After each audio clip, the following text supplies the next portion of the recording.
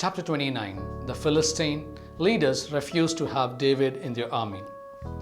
The events in this chapter continue from chapter 28 verse 1. The Israelites were now by the water of Jezreel. This was at the base of the mountain of Gilboa. Achish and the Philistines had arrived at Aphek.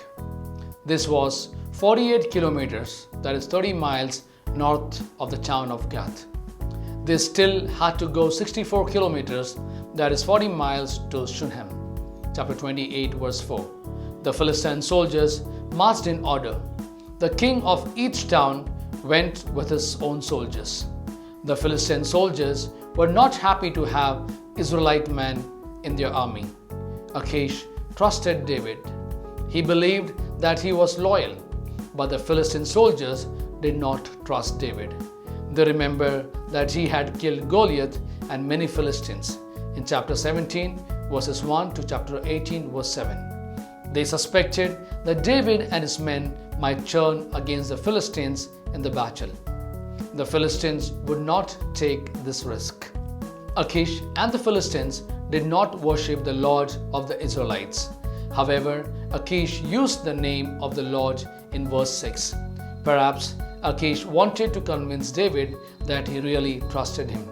In verse 9, Achish even says that David is as good as an angel from God. An angel comes from God. Achish wanted David to continue to serve him in the future. Chapter 28 verse 2. But Achish would not make his own leaders unhappy. So he sent David and his men back to Ziklag. In chapter 27, David would not fight against the Israelites. But in verse 8, he wanted Achish to think that he would. David did not identify who their enemies were. He only pretended that he was loyal to Achish.